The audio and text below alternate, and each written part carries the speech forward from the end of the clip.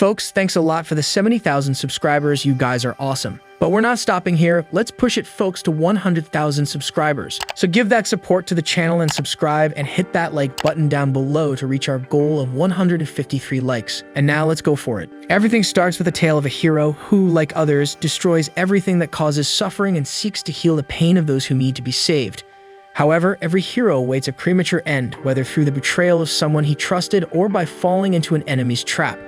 Once, one of these heroes was so powerful that people avoided him out of fear that he continued to save those in need at the cost of his own heart. When the world was saved on the brink of death, he prayed to the gods to grant a wish in his next reincarnation. Next, a boy named Alan wakes up with his brother screaming his name because their father is calling. This brother despises Alan for being lazy and undeserving of the comfort he has, wishing their father would be stricter with the older brother's behavior.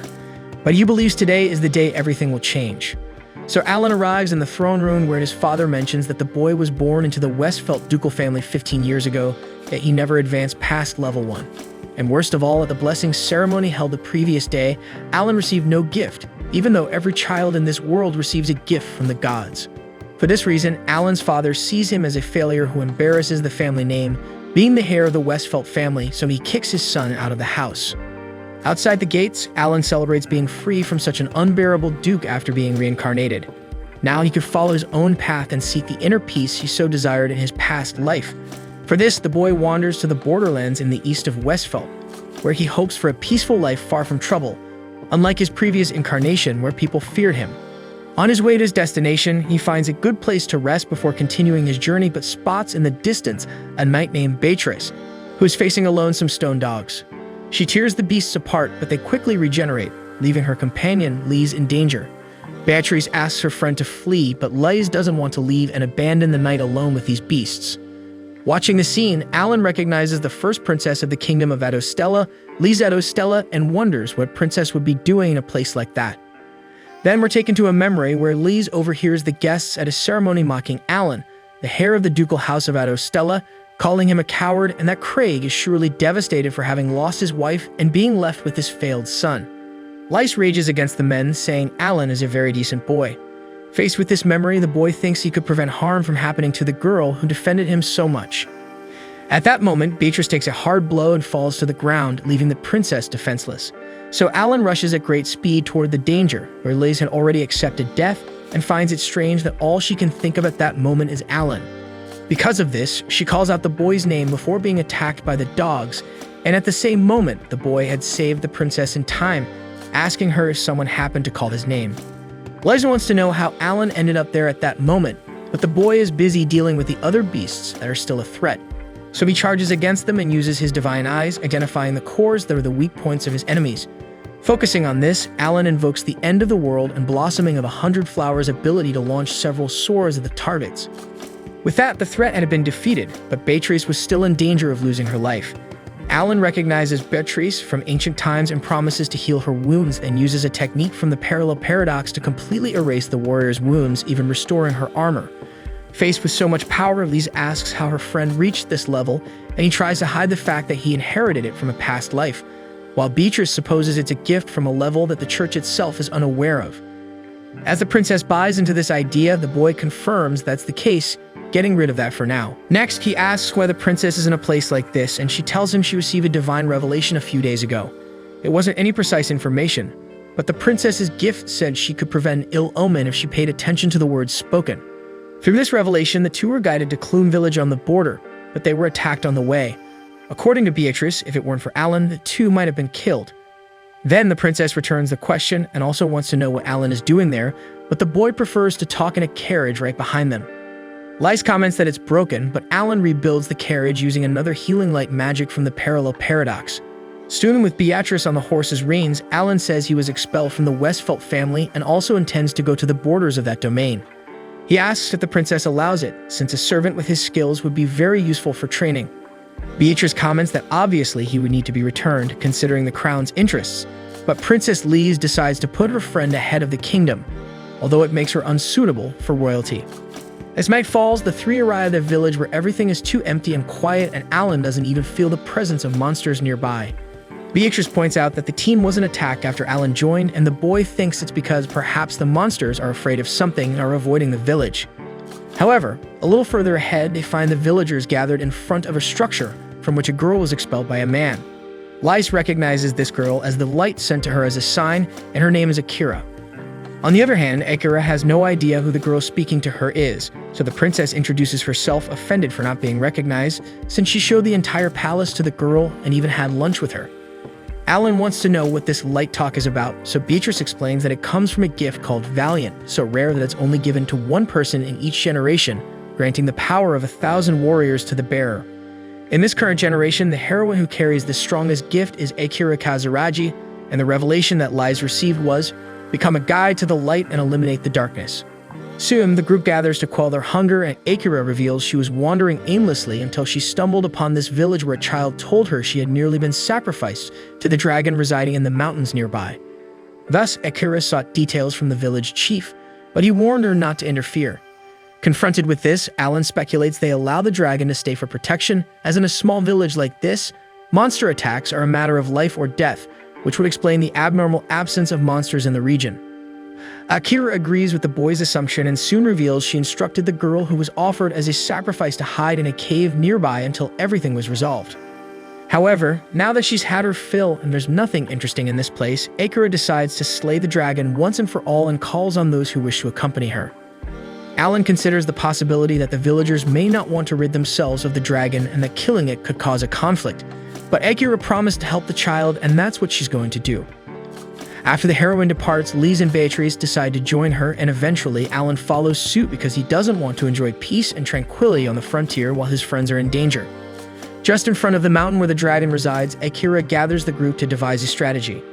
She will approach the peak via the main road, while the rest will circle around from behind to surround the creature. Alan questions whether it wouldn't be better for him to go in front instead of Akira, but the heroine refuses his request, sensing that the boy is the type to handle things on his own. Alan downplays it, saying he's being overestimated, but Akira insists that the boy is no ordinary person, leaving everyone looking at him with a question mark. Finally, Akira reveals that she intends to throw down with the boy, but only after defeating a dragon. Then she sets off ahead following her strategy and urges the rest of the people to hurry, or else she'll take down the beast alone. With everyone aware of their roles, the trio scales the mountain slopes, and Alan worries about the princess, but she assures him she knows a thing or two about self-defense. Meanwhile, Beatrice finds it curious that the Westfelds, who pride themselves on their military might, haven't discovered a dragon within their borders. In turn, Alan believes that his old family and this dragon have some kind of connection, and therefore there has been no conflict between them. He goes further, suggesting that perhaps the village of Clume was built precisely for the purpose of offering sacrifices. With this, Beatrice agrees that maintaining an agreement with the dragon would keep the border secure, but Alan believes that is only a consequence of this relationship, and that the real purpose is much worse than that. At this moment, the dragon senses Akira's presence and attacks the heroine, who retaliates by invoking the Sovereign of Lightning. She believes this will do the trick, but the dragon emerges unscathed, mocking the human and questioning if this is some kind of joke. In response to the creature's arrogance, Akira decides not to go easy in this fight. But the dragon points out that innocent people may become victims of this crossfire, turning its head toward the small girl who was offered as a sacrifice. Akira asks how the dragon found this child, and it responds that it let her escape on purpose because its intention was never to devour humans but to enjoy seeing the despair on their faces because a dragon's life is too long not to kill time with such interesting activities. Therefore, it released the offering just to see what would happen next. Faced with this insolence, Akira fills with hatred and attacks the dragon with a final blow of celestial blue lightning destruction. Convinced she has defeated the enemy, she turns around only to see the monster unharmed and further mocking the heroine's weakness. Then it strikes the girl forcefully, claiming it's ridiculous for someone so useless to call themselves a hero. Immobilized, Akira realizes there is an abyss of power between them, while the dragon fills its mouth with fire. However, as it was about to unleash the final blow, Alan appears and tears off one of its wings. Alan stands in front of Akira to protect her and taunts the dragon, mentioning the arrogance it has shown so far, so the creature angrily advances towards the humans. Alan asks Elise to take care of the heroine and for Beatrice to take the child, then he invokes an ability called Demon Assassin's Sword, causing enormous damage to the enemy. The creature wonders how it can be injured by a mere human with a blunt blade since it is the Red Dragon King, the living being closest to a god.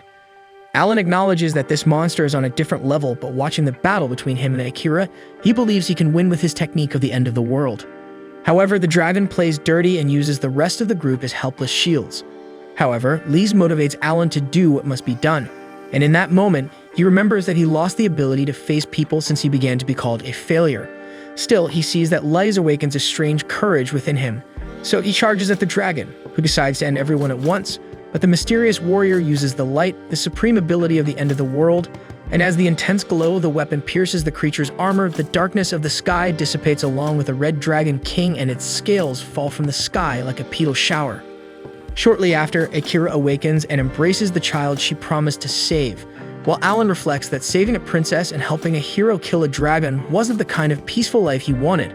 But when Lise extends her hand to the boy, he realizes that a small detour on the path isn't harmful. The next day, Alan wakes up startled and apologizes for having slept for too long, but Lise reassures the boy, after all, the battle against the Red Dragon King must have been very exhausting. So Alan asks where the others are, and the princess points to the middle of the field, where Akira and Beatrice are facing off in a training duel. Then Lise takes the opportunity to explain her ability to heal people that she demonstrated earlier. However, Alan mentions hearing stories about a miraculous saint who heals any illness or injury at the doorsteps of homes in need, expressing surprise that it's the princess. Nevertheless, to him, whether she's a princess or a miraculous saint, Lise remains just herself.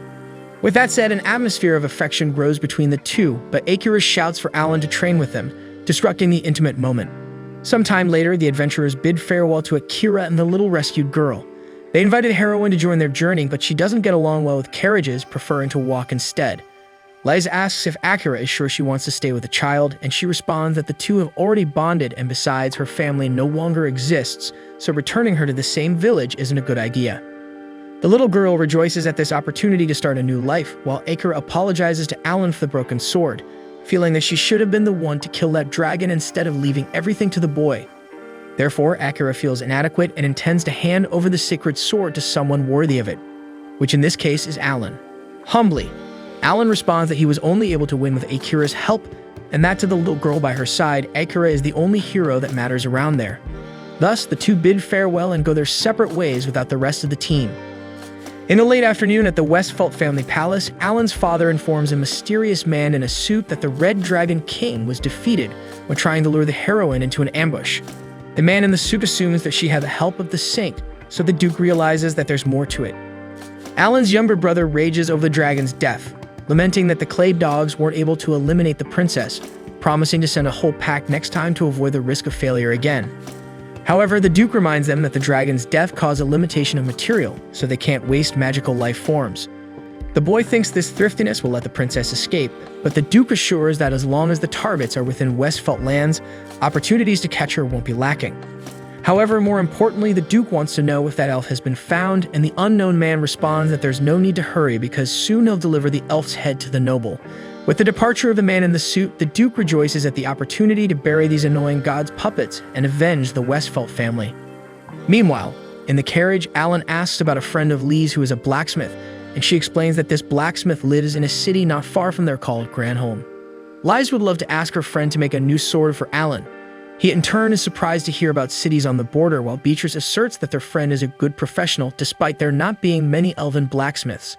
Then Lise apologizes to Alan for her revelation, putting him in this whole situation, and intends to give the sword as a reward. Alan accepts the gift, but asks if the princess shouldn't return to the capital. She explains that she has already informed her father, besides being with Beatrice. As night falls, the group sets up a camp to sleep, and Beatrice offers to light a fire, but Alan uses his power to create fire for everyone, leaving the warrior stunned. Lise is exhausted and ends up falling asleep on her friend's shoulder, and Beatrice teases, saying they're engaged, so there's no problem with that. But Lise makes it clear they're no longer engaged and she doesn't want to sleep on the boy's lap. Despite her speech, she ends up sleeping on Alan's shoulder, who realizes that this is the first moment of tranquility since he arrived in this world, and remembers that it was also a beautiful moonlit night the first time he met Lise. On that day, she found Alan on a balcony and introduced herself to him, starting a conversation about the beauty of the night. Furthermore, she reveals that she's counting on the boy from now on. After all, they're engaged, and Alan is confused by this news. The next morning, they arrive in Granholm, a place so lively that it didn't seem like a border town, according to Alan. Beatrice explains that travelers and wanderers often pass through this type of city precisely because it's on the border. Soon, they all arrive at the blacksmith's house, but it seems that the elf isn't home. Alan notices that the door is unlocked, so the girls enter and call out for their friend Noel, while Alan admires the perfection of the craftsmanship of those weapons inside. At that moment, Lee screams upon seeing Noel unconscious on the floor, but Beatrice assures that it's just the elf's usual heavy sleep. With that, the saint heals her friend, and the bodyguard explains that Noel doesn't eat, drink, or sleep when she starts making a weapon, and therefore passes out from exhaustion. The princess has already asked her to take it easy with work, but she never listens. At that moment, the blacksmith wakes up and sees her friends whom she hadn't seen in so long but wants to know who the guy next to them is. So he's introduced as Alan, one of Lisa's guards who asks the elf to forge a sword for him. However, Noel has too many orders lined up, so she doesn't have time for that. Lys is frustrated and Beatrice understands the blacksmith's side, who grumbles that this man already has a sword. Alan shows that the weapon is broken and the elf feels ashamed for someone so clumsy wanting to wield a weapon made by her. However, upon picking up the sword, she notices that it was used to its limit to break like that, which intrigues the blacksmith to the point of her changing her mind and agreeing to make another blade for the warrior. She asks if Alan wants a sword that surpasses the sacred sword, simply the most powerful weapon she could produce. After all, only a few people are capable of wielding such equipment, and Noel believes Alan is one of those people. With that said, the boy has no reason to refuse, so Ferreira prepares to start the work by pushing all the visitors out. Alone inside the house, the elf remembers Vanessa, a blacksmith she greatly admired in her childhood, and immediately promises to produce a weapon that will surpass the sacred sword. As she leaves, Lise hopes that Noel doesn't overdo it with work, and Alan suggests that the group find an inn to stay in while waiting for the sword to be ready. Nearby, a woman reveals herself and intends to report what she's seeing. Soon she tells the man in the suit that the saint was seen with her bodyguard and another warrior, and the man is surprised because he thought the princess would only be accompanied by Beatrice, so he plans to investigate the matter. Meanwhile, at a nearby inn, Alan asks what they're going to do during these days, and Beatrice recommends that he do what he's always wanted, relax and not worry. However, Lise suggests he visit the Adventurers Guild to sell the items the dragon dropped, and Alan thinks it's a good idea to cover the hotel expenses. With that decided, the girls decide to take a stroll around the city in Alan's absence. With the boy gone, Beatrice questions whether the two of them alone will really be able to handle this matter, but Lise prefers not to involve Alan in it. Shortly after, the warrior finds the guild and shows the dragon scales he looted, and the receptionist is impressed to have such a rare item on the counter. Unsure of what to do, she takes some and rushes to speak to the manager, leaving Alan empty-handed. At that moment, the man in the suit takes advantage of the situation to approach Alan and ask for details about the dragon's scales the boy is carrying. Seeing his lack of manners, the man takes off his hat and introduces himself properly as Horace, along with his friend Mylena, a rare Amazon to be found in these lands. Horace explains that he never tires of hearing adventurers' stories, so he wants to know if Alan obtained these dragon scales alone.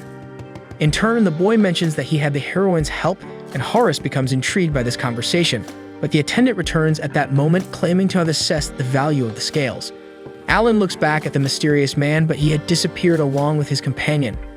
Outside, Horace comments to Mylene that he never imagined that the man accompanying the princess is just a useless person without talent, but the Amazon feels something in that young man that bothers her a lot, although Horace thinks he is not a problem.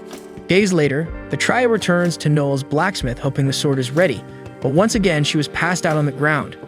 After being healed, Noel points to the most powerful weapon she could forge, and as Alan wields the blade, he is sure it's a great sword. Noel wants to test the weapon right away, but Lise warns that she won't be healing the elf all the time. Still, the blacksmith chooses to accompany the boy because only by observing the sword will she know if any adjustments are needed. Alan notices the girl's perfectionism and asks why she decided to be a blacksmith. She questions if it's strange for an elf to have this profession, and Alan believes it is because of the characteristics of the race's talent, and that's why dwarves are usually more suited to it.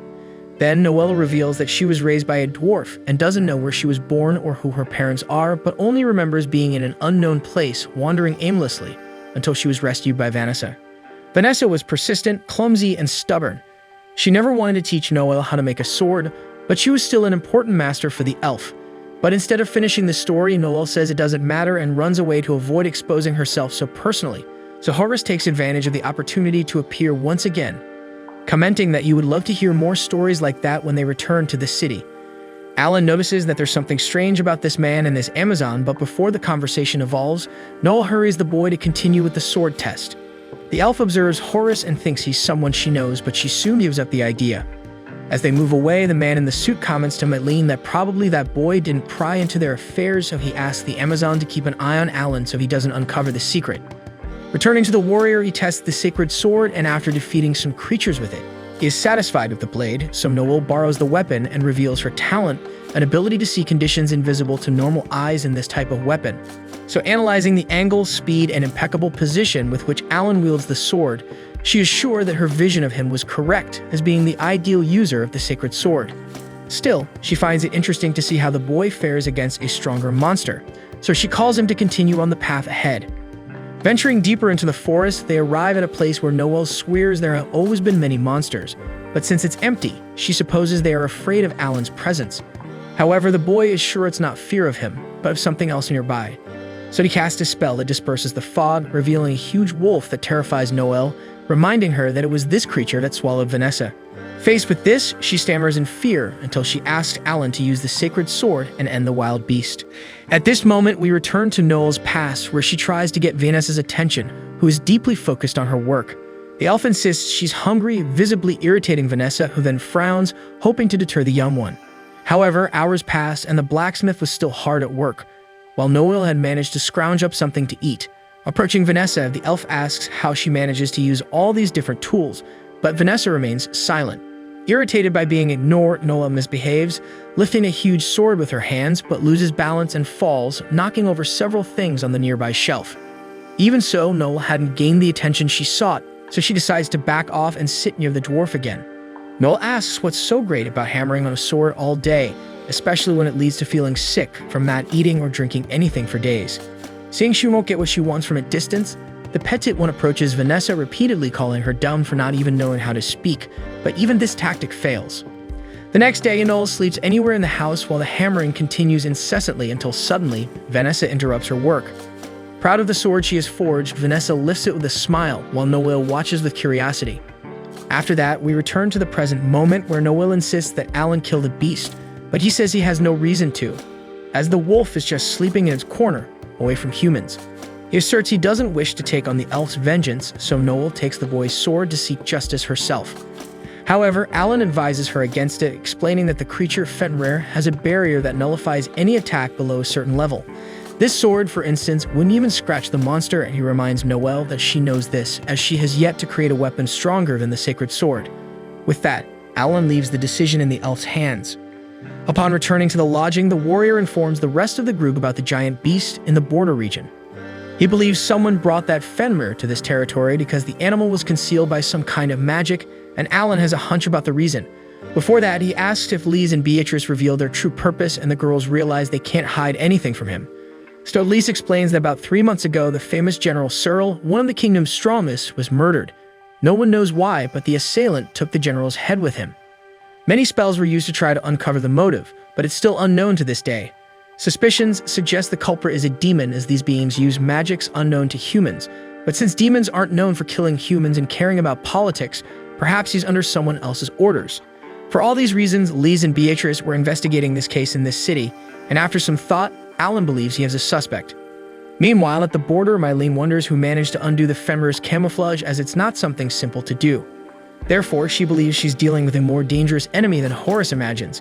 When she returns to her boss to report her mission, he informs her that he will soon make his move because his time in this city is up, so Mylene must bring the elves and the saints' heads. Seeing the girl seem frightened by the request, Horace questions how a feared Amazon can be so sensitive, and when the magical subordination collar appears on the girl, the man makes it clear he won't accept a no as an answer. Meanwhile, Noel is crafting new weapons and remembers when Alan said that depending on how his sword is refined, maybe one day it can even harm Fenrir. Noel asks the boy to tell her everything he knows about it, and agreeing, Alan asks the elf not to be reckless with what he's about to teach her. Persistent in her goal, Noel is sure that one day she will be able to surpass the sacred sword, but her exhaustion had reached the point of making her fall asleep again. Then a nightmare of the moment when the Fenrir attacked her home occurs, and Noel is trapped under the debris that fell from the ceiling. Vanessa tries to fight the Fenrir, while Horace admits she is a great blacksmith, but that's a problem for him because he doesn't want anyone to be able to produce weapons superior to the sacred swords. At that moment, Vanessa advances against the wolf, but a magical shield he possesses shatters her sword, leaving her at the mercy of the creature. After dealing with Vanessa, the Fenrir rushes toward the elf, but Akira appears and casts a lightning bolt at the monster. As the magic has no effect on him, the heroine advances and cuts him with her sword, forcing Horus to retreat along with the beast. With the enemies fleeing, Noelle goes to her master's body to mourn her loss. Akira tries to convince her to tend to her wounds, but Noelle questions why the heroine had a sword capable of injuring the wolf, but Vanessa didn't. Soon, the young elf embraces the weapon her master took so long to make and cries copiously in front of her body. At dawn, Noelle wakes up feeling strangely light and hearing a noise outside. She thinks it's Lise, but it's Alan, checking if the blacksmith really wasn't overdoing it with work as promised. Then, after a long day's work, the blacksmith finishes another sword and returns with it to the forest where the Fenrir was last seen, apologizing to Alan for using his sword. After a long walk, Noelle confronts her arch-rival and raises the blade to pierce the beast, but she hears the sound of the sword and is struck by the elf first. After Noelle struggles to her feet, Horus appears and is impressed that the girl wasn't incapacitated by a Fenrir's swipe. Finally, he reveals that he was looking for the elf Noelle Leonhardt. The elf asks if the man will kill her, just like he did with Vanessa, and upon hearing that name, Horus scratches his chin and remembers that this elf indeed seemed familiar because she was the one with the dwarf blacksmith. Because of this, Horus believes that the master and apprentice being killed by Fenrir is a twist of fate, but Noelle tries to prevent it from happening. Yet when she charges at the wolf, he leaps over her and hits her back with his hind paw. With that, Horus wishes to ask one last thing before the elf is devoured. He wants to know if she would serve him because such extraordinary talent as hers would be wasted in Fenrir's stomach. This talent is the Grom Vision, the eyes of the sovereign fairy. There are only 5 known innate gifts in this world, and this is one of them. Nonetheless, Horus promises to reward the blacksmith, just as he does to this day with his subordinate Amazon, because after Horus destroyed her homeland, he took the girl away to serve him. Facing this, Noelle responds that she would rather die than serve this man, so he regrets the girl's wrong decision and orders the giant wolf to finish her off, but before the final blow, Alan appears and saves his friend's life. Seeing the young man's capability, Horus confesses that he underestimated his talents, but at the same time believes it was foolish of the young man to abandon his main post to get there because if anything happens to the princess, it will be difficult to reach her in time. By the way, Mylene was already inside Lise and Beatrice's room. However, as she approached Princess Lisa's bed, it was only a tied mattress. In fact, the two were already prepared for this encounter and were waiting hidden for the Amazon's arrival. Returning to Alan, he mocks the enemy's arrogance, for at no moment did he consider Mylene being discovered. Knowing how she operates, the boy placed a barrier that nullifies invisibility around Lise. Alan has been the target of such plans so many times in his past life that he's more than accustomed to them. Horus finds it amusing that the boy mentioned his supposed past life, and he knows that even with Mylene exposed, it doesn't mean Beatrice can defeat her. In the inn room, the two warriors clash for the princess's life, but when Beatrice was about to go all out against her opponent, Lise asks her to stop immediately. With this distraction, the Amazon takes advantage and hits her opponent with her elbow, rendering her unconscious. With this, the path was clear for Mylene to finish off the princess.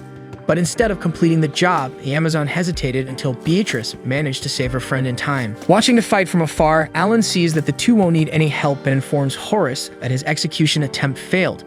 Still, Horus believes he is in control of the situation, since Fenrir cannot be harmed without a sacred sword. Therefore, he orders the wolf to destroy the insolent boy, and the beast's imposing presence makes Noelle recall old visions of her trauma and scream for Alan, but the warrior manages to open a hole in the monster's body without major problems, causing Horus to flee at that moment in the face of such a great force. Soon Alan was carrying Noelle back home, taking advantage of the fact that the elf passed out after he healed her. Besides, she had spent the night forging, so sleep was expected. At that moment, Lise comes running towards her friend to see how he is. Fortunately, everyone is fine, but Noelle isn't happy when she wakes up and sees that Alan was carrying her without her permission. The next day, they assess that Mylene has been released from Horus's subordination spell, so she should be able to speak freely. Beatrice thinks it's best to take her to an official trial in the capital, but Lise believes that this girl is not evil, so she wants to find a more peaceful way to resolve the situation. The bodyguard reminds that the Amazon tried to kill the princess, but she responds that it wasn't this girl's intention. Anyway, Lise believes that Mylene has someone from her people waiting for her, but the Amazon explains that her homeland was burned, and she has nothing left, nowhere to go. At that moment, Noelle remembers when she was rescued by Vanessa, and after asking her name, the dwarf blacksmith announces that she will take the elf to her house. Soon, in a moment of empathy, the elf blacksmith cuts the Amazon's bonds and frees her, besides inviting the girl to live in her house. Beatrice argues that this woman may attack Lise at any moment, but Noel believes otherwise, and if that happens, Mylene will get a good scolding. With that, the Amazon is moved by the support she received from this strange person and starts crying. Beatrice thinks she was too harsh on the girl, but she's only crying tears of joy.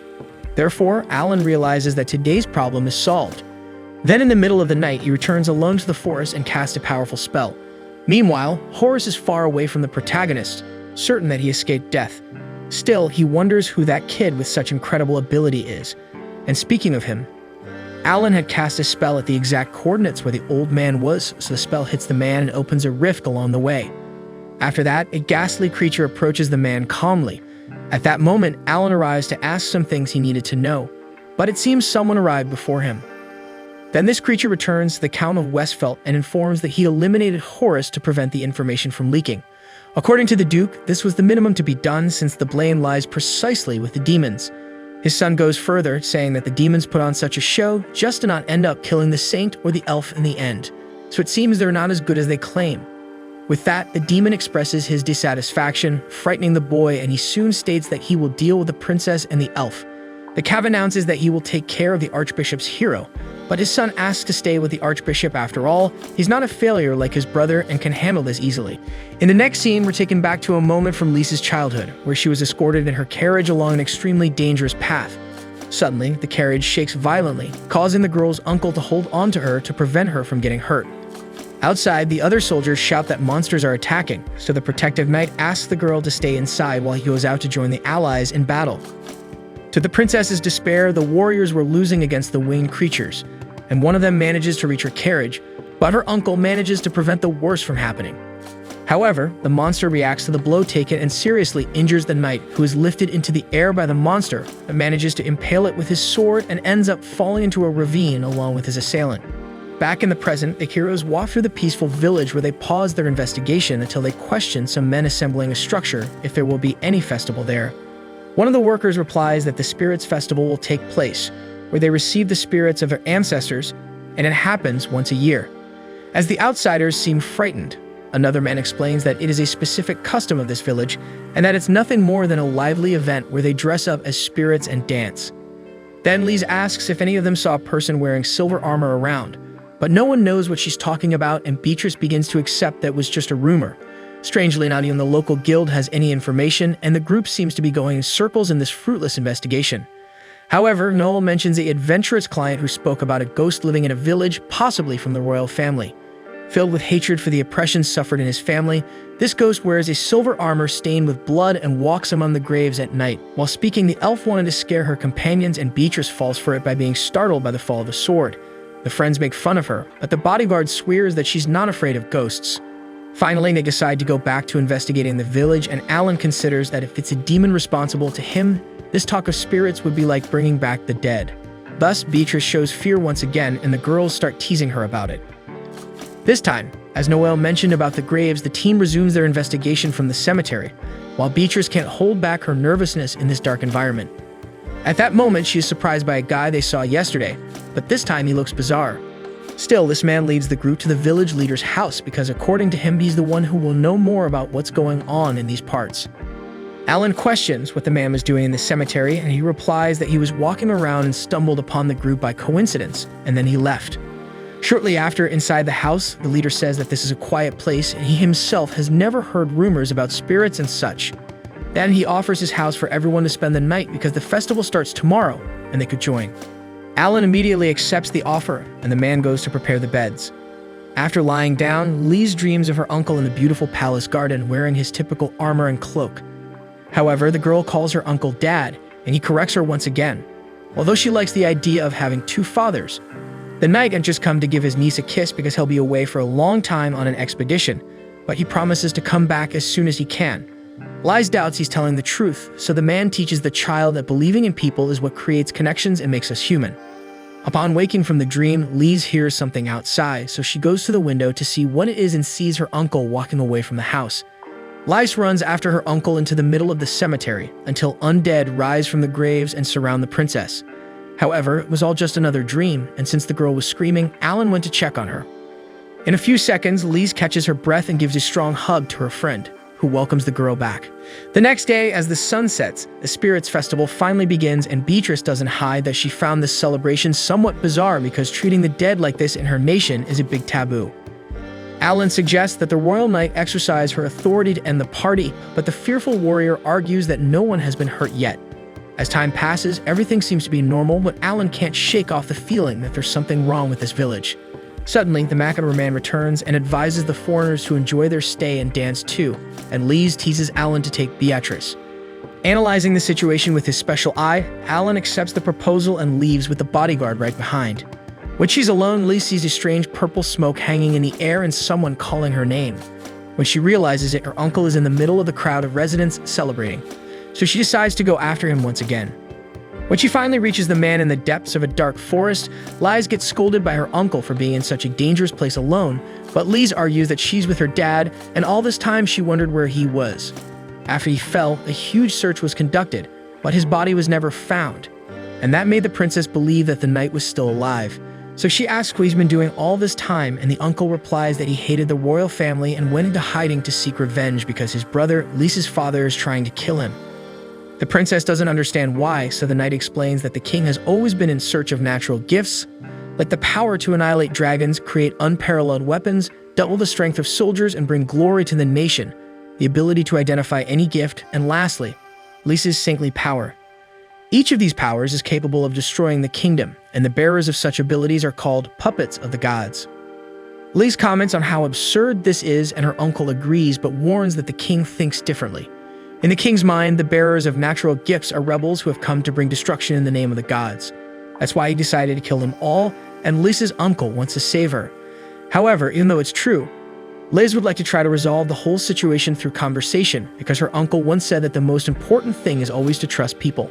Thus, the man agrees that he said that, but soon realizes that he has no other option but to kill Lise violently, so he draws his sword against her. But just when he was about to end his niece's life, Alan intervenes in time. The knight recognizes the boy as the failure who was engaged to Lise, but Alan didn't come for small talk. He wants Alfred back immediately, so he casts his magic spell to break the curse. After suffering the effect, Alfred thanks Alan for freeing him from the curse. Then he tells his niece that he's already dead, and that it wasn't his choice to attack her. Furthermore, in reality, the king doesn't have the thoughts he mentioned before. It's the work of demons. However, it's true that he hates the royal lineage. Being second in line for succession, many did everything to get his attention, and some even tried to destroy his relationship with his own brother. For these and other reasons, Alfred came to detest the snake's nest, that is royalty, and decided to abandon his position, starting a new life from scratch. In this new life, he had successes, like becoming vice captain of the First Order of Knights. But the truth is that in the end, the only peace he had was Lise. After telling the whole truth, Alfred announces that he's running out of time, so he asks Alan to take care of his beloved niece because despite being a good girl, she's sometimes reckless. Finally, he would like to challenge the boy to a duel because after all, Alan will be responsible for the man's greatest treasure, and he needs to know if the young man is worthy. So Alfred starts the fight not as a corpse, but as a man, a knight, and a father. From the start, the duel seemed balanced even though Alan wasn't holding back. Alfred reminds that today is the Spirits Festival, where the living and the dead mingle, and this clash is the best example of that. Like in a dream of just one night, this is the only chance to dance with those who will never return. Despite the friendly nature of the duel, Lise seems anxious, but in reality, she finally enters a state of mourning when she remembers another event where she asks Alfred if he will protect her from the evil monsters. In turn, the knight promises that he will, but jokes that only until someone stronger than him appears on the way. Back to reality, Lise has the chance to finally say goodbye to her uncle, and he has the chance to apologize for leaving her like this, although he swears he's okay because he's leaving knowing that she was a true daughter to him. When she called him father, he had to struggle to hide the joy, and that was very difficult. Finally, Lise takes the hand of her stepfather and says she loves him, while Alfred finally departs for the last time. With the end of the festival, Alan quietly observes the village around him. When the local leader questions when he found out everything, Alan tells him that he knew all along that the town was full of the dead and that the leader controlled them all. However, Alan didn't want to get involved in it because the fact that the living and the dead coexist doesn't change the fact that this village is peaceful. The old man questions whether a city can really be at peace under the leadership of a demon, but the boy finds it too simplistic to presume that all demons are naturally evil. However, it seems that this gentleman doesn't stray far from the rule, so he hopes that the human knight will become an excellent pawn in his collection. As soon as the demon pits his undead against Alan, He cuts the threads that bind the zombies to the control of the village leader. Then, with the 2-in-1 charge, he cuts down any and all adversaries in front of him and then collects the blue stone that the old man dropped. With that, the demon serving the ducal family of Westfeld is forced to report another failure on his part, and Brett finds it absurd. His father rebukes him and comments that letting a little girl escape won't hinder the plans. Brett agrees because, unlike the demon, he did his part and brought the archbishop's head. The next day, as Lee seems shaken, Beatrice makes it clear that she will always be by her side. Observing the blue stone, Alan identifies his brother Brett's power in it. Curiously, the only part that still belonged to Alfred was the head, and the head of the murdered general disappeared. Connecting the dots, Alan discovers what's behind it. Suddenly, Lees receives the message that General Searle has returned, and soon the three are surprised by the news. Hey folks, we're kicking off the new anime season, and if you enjoyed this anime and want to see more of it, go ahead and hit that like button down below. And don't forget to subscribe to the channel. We need your support to reach our goal of 70,000 subscribers. Every subscription counts and helps us grow our community. Catch you next time.